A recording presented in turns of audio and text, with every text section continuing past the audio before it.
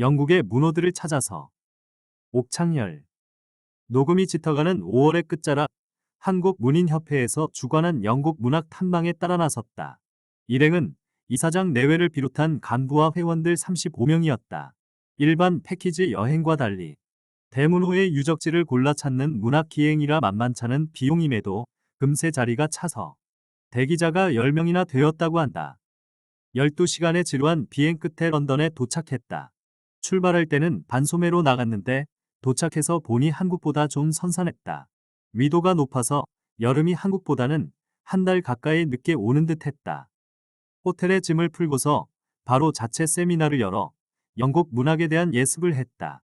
세계적인 작가들의 땀이 밴 유적지에서 그들의 창작권을 가슴에 고이 담아가자는 이사장의 인사 말씀이 있었고, 미국 댈러스에서 온 회원에게 해외 문학상을 시상한 데에 이어 영문학 교수를 지낸 간부들이 나와서 발표를 했다. 장시간 비행기를 타고 온 데다 한국 시각으로는 한밤중이라 눈꺼풀이 무거웠지만 유적지 순례를 앞두고 사전 지식을 얻을 수 있어 좋았다. 이튿날 일찌감치 호텔을 나서서 버스로 런던 동북방 1시간 거리에 위치한 케임브리지 대학을 둘러보았다. 케임브리지는 영국 출신 노벨상 수상자 90명 중 32명을 배출한 명문으로 바이런 워즈워스 등 문인과 뉴턴 베이컨 호킹 등 유명 인사들이 수학한 유서 깊은 곳. 한때 해가 지지 않는 초강대국의 주역들을 키워낸 요람이다. 뉴턴이 만유인력을 발견했다는 별로 크지도 않은 사과나무가 그가 수확했다는 단과대학 앞에 서 있었다. 모두 길을 듬뿍 받아가려고 귀를 쫑긋 세우고 현지 안내자의 설명을 들었다. 브론테 자매의 유적을 보려고 버스로 3시간을 더 북쪽으로 이동했다. 잉글랜드 동부 지역은 초록의 평원이 끝없이 펼쳐져 있었다. 영국 전체 면적은 한반도와 비슷하지만 산지가 적어 실제 가용 면적은 4에서 5배 수준이라 한다.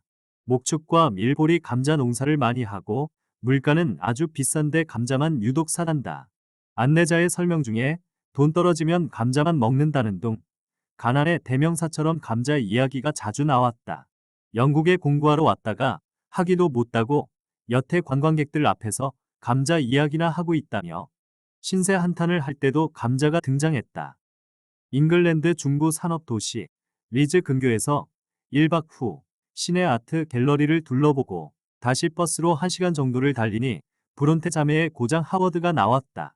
이곳에서 언니 샬럿이, 제인 에어, 둘째 에밀리가 폭풍의 언덕, 막내 애니 아그네스 그레이를 썼다. 목사였던 아버지가 사역하던 교회와 그들이 살던 목사관이 그대로 남아 연간 250만 명의 방문객을 맡고 있었다. 그곳은 바람이 많고 드넓은 구릉지대에 있었는데 모두 그곳에 옹기종기 모여앉아 캐시와 히스클리프가 넘나들었을 드넓은 언덕을 바라보며 잠시 사색에 잠겼다. 인근 요크셔 숲은 의적 로빈후드의 무대라고 한다. 다시 스코틀랜드 주도 에든버러로 향했는데 5시간 달리는 내내 차창 밖에 광대한 초원이 펼쳐졌다.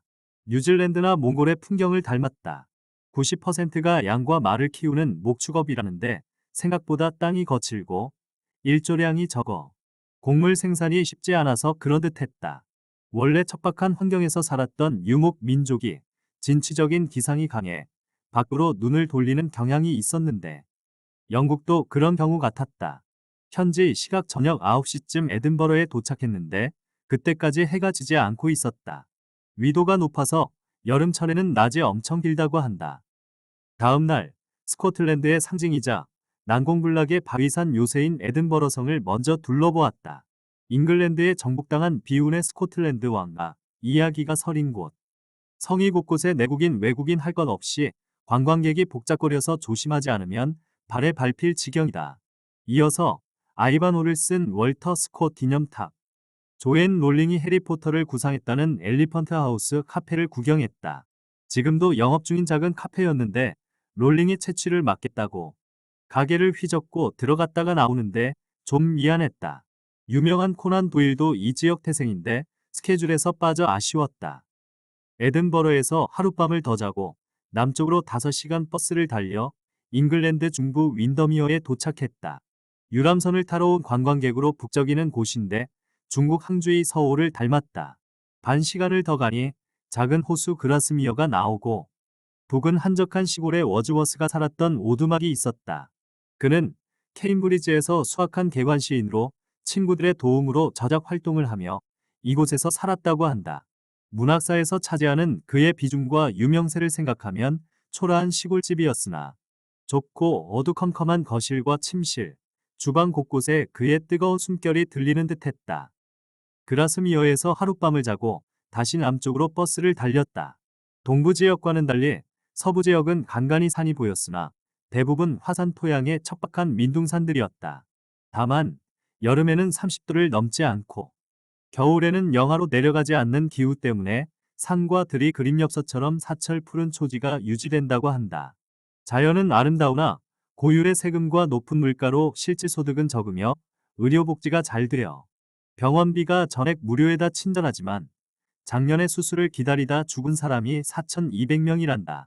무상복지의 민낯을 여기에서도 본다. 그라스미어에서 5시간 만에 잉글랜드 남부 셰익스피어의 고장 스트래퍼드 어폰 에이번에 도착했다. 부유한 상인의 아들로 태어나 48편의 희곡을 써서 인도와도 바꿀 수 없다는 찬사를 받았던 거장으로 문인뿐 아니라 일반 관광객들의 순례 행렬이 끊이질 않고 있었다. 인구 8만의 소도시인데 연간 300만 명이 찾는단다. 생가는 소박한 2층 목조 건물이었는데 400여 년의 풍상으로 발 디딜 때마다 삐걱삐걱 소리가 났다. 온갖 화초로 꾸며진 정원 한편에서는 나무로 된 둥근 단을 만들어 놓고 그 위에 중세시대 복장을 한 남녀가 번갈아가며 올라가서 대사를 외고 있다. 아마 햄릿이나 오셀로 같은 셰익스피어 희곡에 나오는 대사일 것이다. 다시 남쪽으로 2시간을 더 달려서 제인 오스틴의 고장 밭으로 와서 여장을 풀었다. 호텔에서 저녁을 먹은 후 걸어서 제인이 5년간 살았던 아파트와 시내 구경을 했다. 그녀가 쓴 오만과 편견 역시 오랜 세월 책으로 영화로 청춘 남녀들의 사랑을 받은 소설이다. 다음 날 바스를 떠나 남쪽으로 2시간을 더 가니 솔즈베리 대평원의 스톤헨지가 나왔다.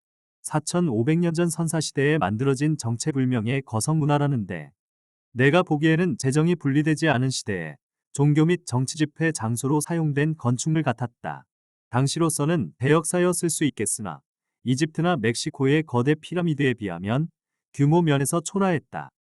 테스의 저자 토머스 하디가 태어난 도체스터는 일정이 벅차 생략하고 대신 런던으로 가는 길에 제인 오스틴이 안장된 윈체스터 대성당과 윈저성을 둘러봤다. 윈체스터는 잉글랜드의 옛 수도로 거대한 성당이 있고 그 지하에 잉글랜드 국왕, 유명 정치인과 함께 제인 오스틴이 잠들었다. 그녀는 브론테 자매와 마찬가지로 목사의 딸로 태어나 단 6편의 소설로 영국 문학사에 큰 발자취를 남겼다. 윈저성은 런던 근교의 성으로 여왕이 주말에 와서 쉬는 궁전이며 국빈을 영접하는 곳이란다. 원래 런던 북서부 방어를 위해 지은 요새로 런던 시내를 관통하는 템스강이 부근을 흐른다. 명문 사립 이튼 스쿨이 이 지역에 있으며 2주 전 해리 왕자의 결혼식도 여기서 거행하였다고 한다. 런던에 돌아와서 첫날 잠을 잤던 호텔에 다시 투숙했다. 드디어 탐방 마지막 날이다. 아침 먹고 런던 시내 찰스 디킨스 박물관을 먼저 구경했다. 크리스마스 캐럴, 올리버 트위스트 등으로 대성공을 거둔 서민 출신 인기 작가로 이곳에서 3년 가까이 살던 당시의 모습이 고스란히 남아있었다. 다음은 대형 박물관에 들러 세계 각지에서 수집한 귀중한 고대 유물을 감상했다. 국립미술관과 함께 입장료가 무료라서 그런지 단체 견학 온 현지 꼬마들과 관광객들로 북적거렸다.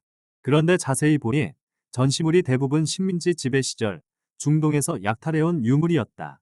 일종의 작물인데 작물을 보여주고 관람료를 받으면 좀 이상할 뻔했다. 선택 관광으로 템스강 유람선을 탄 후 런던탑과 런던 브리지, 버킹엄궁, 웨스트민스터 사원을 마지막으로 둘러보았다. 하나같이 장엄한 건축물들로 대영 제국 시절의 영화를 웅변하는 듯했다. 웨스트민스터 사원은 영국 성공의 본부로 국왕의 대관식과 장례식이 거행되는 왕실교회이다. 사원의 마지막 출구 바닥에 양귀비꽃으로 장식된 추모 기념판이 있는데 영국인들은 이곳을 가장 경건하게 추념한다고 한다. 하필이면 양귀비꽃인지 의아하였는데 1차 대전 때 영국 군인들이 적에게 포위되어 한 달간 농성하다 지원대가 도착하였을 때는 전원이 사망한 상태였고 그 땅에 붉은 양귀비꽃이 가득 피었더란다. 그 뒤로 전몰 장병들을 추모할 때 이 꽃을 바치는 관례가 생겼다고 한다. 이 사원에는 국왕을 비롯하여 국가에 공헌한 유명 정치인과 군인이 안장되어 있는데 그 중에 찰스 디킨스, 토머스 하디, 키플링 등 유명 문인도 들어있다. 다른 지역에 묻힌 셰익스피어, 브론테 자매, 제인 오스틴 등은 기념비를 새겨놓았다. 세계적 분호를 대거 배출한 나라다웠다. 런던에서 마지막 밤을 보내고 느지막하게 아침을 먹고는 공항으로 가서 바로 귀국길에 올랐다. 정오쯤 비행기가 출발했는데 8시간의 시차 때문에 다음날 아침에 인천에 도착했다. 비행기에서 하루를 잔 셈이 되어 8박 10일간의 여정이었다. 문인이라면 누구나 가보고 싶어 하던 곳이라 그런지 여행을 끝낸 동료들의 얼굴이 뿌듯해 보인다. 금세 대작을 낳을 것 같은 기세들이다.